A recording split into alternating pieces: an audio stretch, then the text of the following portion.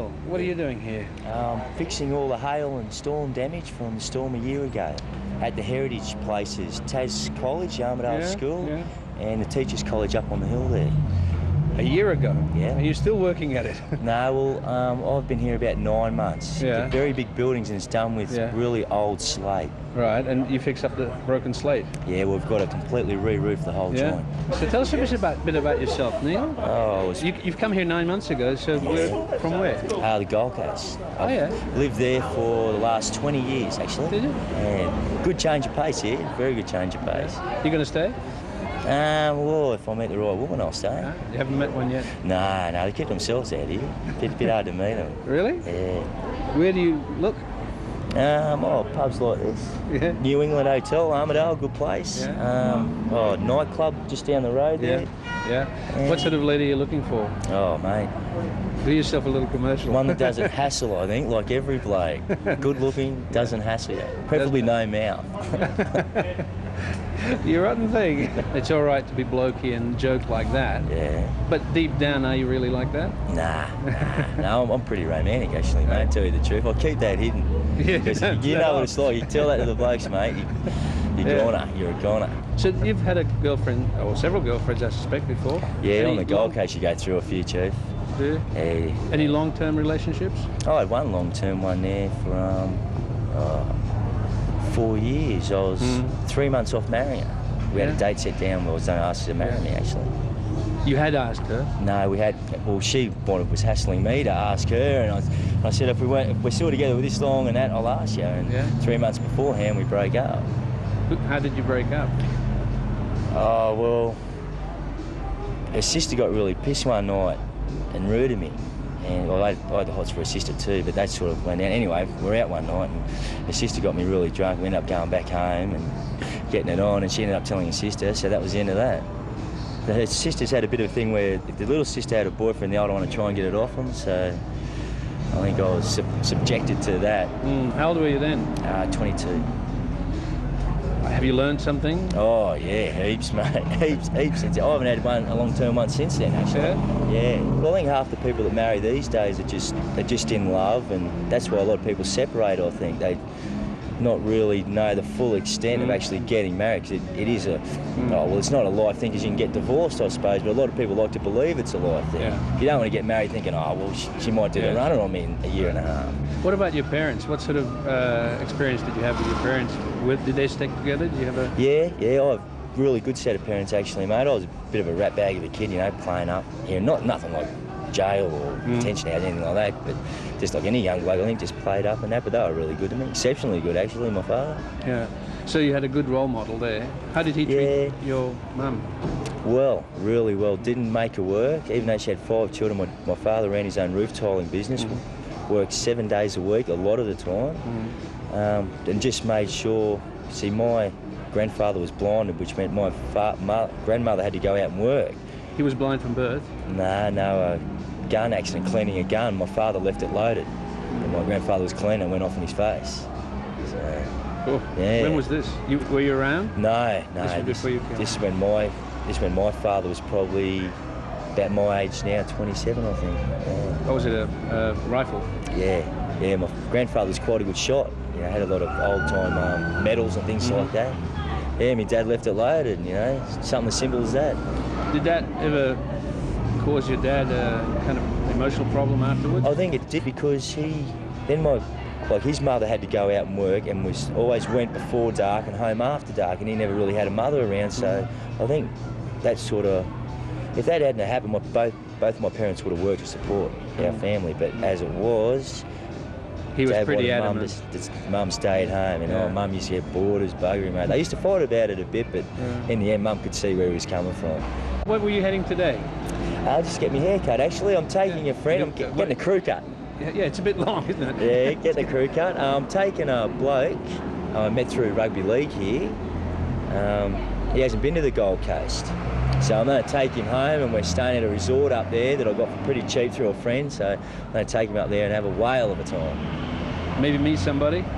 Yeah, well actually, the Gold Coast is a funny place, because it's not the sort of place I think you can sustain a relationship with all the nightlife. and things like that. See, a lot of people, Gold Coast sort of place where you grow up to say about 26, 27, and then you move out of it because it gets too busy and you've done everything you've done there. Yeah. How old are you now? 27. Moving out.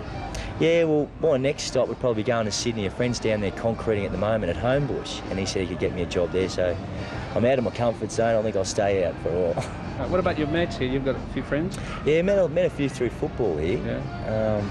Close friends or just friends? Yeah, I think you how could I say that? I think you meet people, especially when you go to their environment. Like here, they've got their own friends. They're not real fussy on letting newcomers in. Yeah. Because in the past they might have had friends that didn't turn out to be friends, and once bitten, twice shy, really. But I've tried to be friendly to everyone here, and I've made some good friends here. Probably about 4 or 5 really good friends here.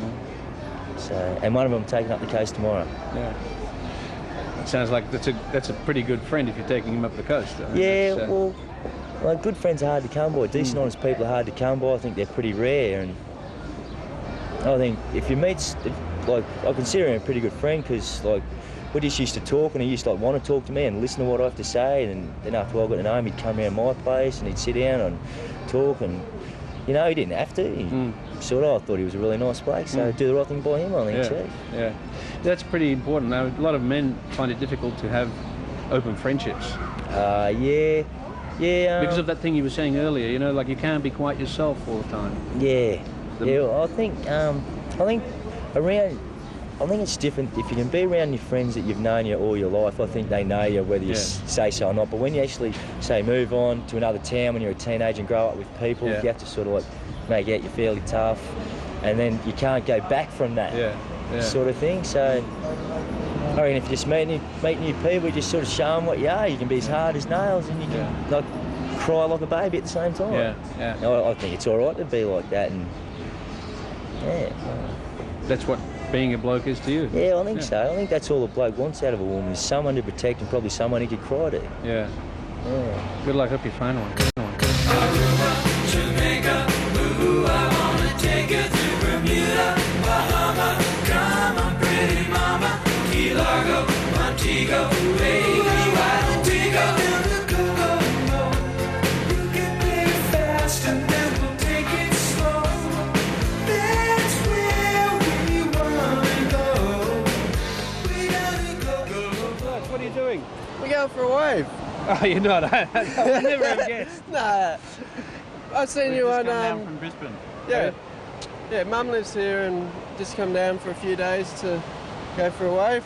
Terrific. She wouldn't drive us to the beach, but that's okay.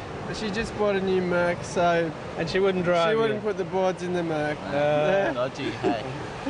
Are you brothers or something? Nah, just friends from Oh, we Brisbane. are brothers, but We are brothers, I guess. Blood brothers.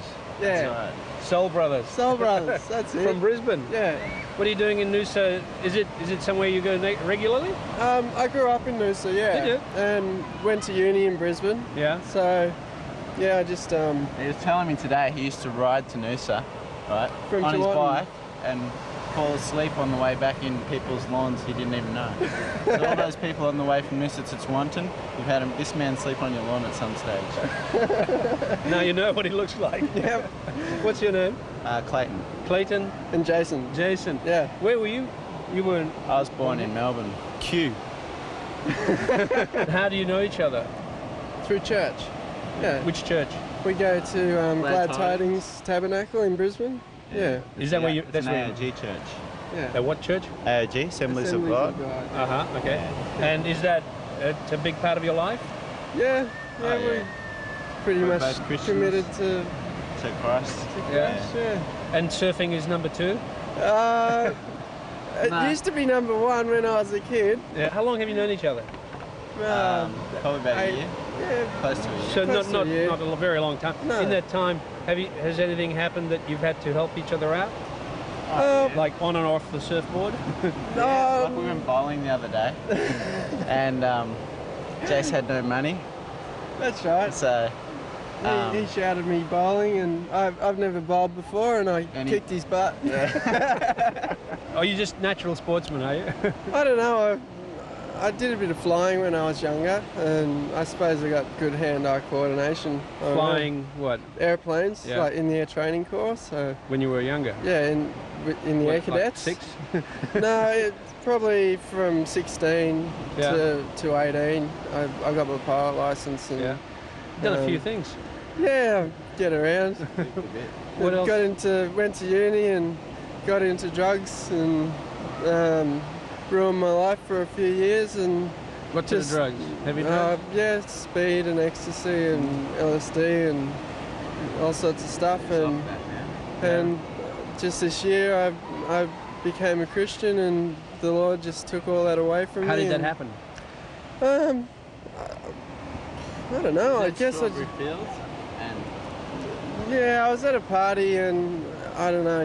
You know how you've got like a mind's eye type thing, a mental picture in your eye. I had just visions of all these demons attacking me and stuff. And You were straight. no, this was on drugs, Yeah. right? Okay, and I believe that it opened me up to that kind of attack, taking the drugs. I grew up in a Christian family, and I walked away from God and everything He had, and went into drugs and everything that uni and out of home had to offer, and that just led to me being a wreck, and I just had more problems than I could deal with, and I just had to cry out, and I just cried out to Jesus, and he just took all that stuff away from me, and couldn't be happier now. I was going to say you've resolved yourself. Yeah. Do you have a girlfriend at the moment? I did have. I actually broke up with her because of the fact that I took a stand for the Lord. Yeah. We were sleeping together, and I said, look, we can't do this anymore because I'm a Christian now, and I believe that we should be married before we do that. And we were together for a while afterwards, but we ended up breaking up as a result. Yeah. So you're... But I was at church and had a prophecy spoken to me that the Lord had this really great Christian wife prepared for me. So I'm just trusting in God that He's going to bring her along. Yeah. And your situation now, you're still single, you haven't Yeah. found anyone else? yeah. Basically, I haven't had anyone prophesy over my life yet, though. So I'm just crossing my fingers. I actually said to the Lord, I just want the Holy Spirit to fall on me when my wife comes into the room, so I'll just know. Well, maybe she'll have a sister. Perhaps. Maybe. And then we'll be double brothers.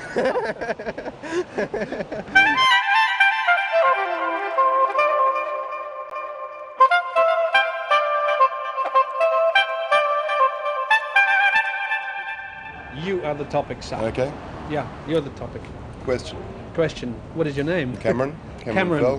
What do you do? I'm a student doing design, but I work as a dancer and an artist as well. What this program is about people and people's lives and what they do. Yeah. I do whatever I feel like at the time, which doesn't hurt anyone else, that I can afford at the time, That's your philosophy. at the moment. Where do you come from? My mother's womb. Yes. I was born in Sydney, but I grew up in Melbourne and Canberra as well. And your mother and your father are friends of yours? Mother will always be. Dad just doesn't understand the way I go about doing things sometimes. Right. One of my philosophies is, sometimes in relationships with people, sometimes I don't even know, my actions might seem unclear or inappropriate, but often my motive, I know why I'm doing it, and you can't lead a horse to water. Yeah. So by showing somebody another way of doing it, it's a bit disjointed. But you know what you're doing. I know what I'm doing, yeah. You know what you're doing. You always know what you're doing? No. Being a textbook manic depressive. Are you? Oh, look, I've admitted myself to the local psychiatric ward on 7 occasions. Yeah. Being manic. I've never had a delusion. I've gone out with 2 of the nurses I met there. Yes. But at times other people don't cope with me because I'm too intense. Yeah. Depression being the other end. Right. And everyone understands that. Right. My biggest problem with I don't call it an illness, it's maybe an affliction. The biggest problem with that is other people's awareness of what it really is. If there could be a show on the SBS about mental health and the number of and prominent people interviewed. I mean, for someone to feel suicidal 6 months of the year and not be able to talk to other people, I mean, everyone assumes that I can talk the whole time, but living on the street, I sometimes have to walk back streets because people get offended when I don't want to talk to them. It's like, don't you want to talk to me? It's like, no, I can't. And is it something that you have to deal with every day, or is it? No, I mean, majority. Well, this main problem is most people expect might bump into me on a high, and I might be too intense. Yeah. And some of the time that intensity has led to assault. I mean, I've been assaulted a number of times just for being intense. And it's like, you could have said, shut up. Is that scar above your left eye? This scar, that, 3 broken ribs. I mean, when I'm also an intense dancer, I'll dance purely for myself, but other people get jealous and punch me off podiums because they want to be on the podium. Not funny. You lead a very dangerous life. Yeah, I'm still alive. A lot of my friends aren't. At what point in your life did this... 19. Year 11 exams. My grandfather had the same diagnosis. Back then, the way my family was then, like, I didn't even know about it. My extended family had no idea about my grandfather having a couple of trips to hospital. Now, I was 17 actually, and my headmaster called me to his office and said, Cameron, you're going to be Dux next year if you figure out what homework is. Like, are you going to get a school bag so you can carry textbooks home? It's like, well, why? I had my first episode at the age of 17. What was that? Manic. Hypermanic. How did it manifest itself? My mood changed. My mania is often described as pressure of speech, flight of mind. I mean, I've changed topics a number of times. I mean, all my friends, like me, intelligent, intense at times, can fall over. Other people go, huh? It started getting high, manic. My mother didn't want to admit to it. I eventually said, look, I want to see a psychiatrist. I'm sleeping 2 hours a day and writing a lot and walking everywhere a lot. Saw a psychiatrist. Unfortunately, he didn't tell me for 6 months what the diagnosis was. Just take this. That the gamut of antipsychotics is quite crude, and doctors will admit it, and side effects can be horrific. But that was 19. At the age of 18, at the age of 18, I still knew no one who had ever been admitted to a psychiatric hospital. The doctor didn't tell me that the other end of manic depression, which he didn't tell me what it was depression. And I had a suicide attempt at 18 purely because I had no idea why I was depressed. And the reason I gave was, look, I don't want to be crazy. And since then, I've had 7 friends suicide. The number of people I've met and known who, after I've met them, have had their first admission to a hospital for that reason, depression mainly, is quite large. I mean, the biggest problem really is other people's understanding. Psychiatric illnesses are episodic, and they are, in most cases, can be controlled to an extent. Now, I've been irresponsible at times. I like getting high. And I've always admitted myself, sometimes it's having a great time for 6 months at a time, sleeping 3 hours a day, can be a bit taxing. Yeah, I take antidepressants when I need to. For me, unfortunately, it's a very high dose and takes a number of weeks before it starts. Yeah. What stage are you at right now? Where do you put yourself in today's... I am, medical terms, I'm hypomanic. Today? Today. Is this a good day? So far, yeah.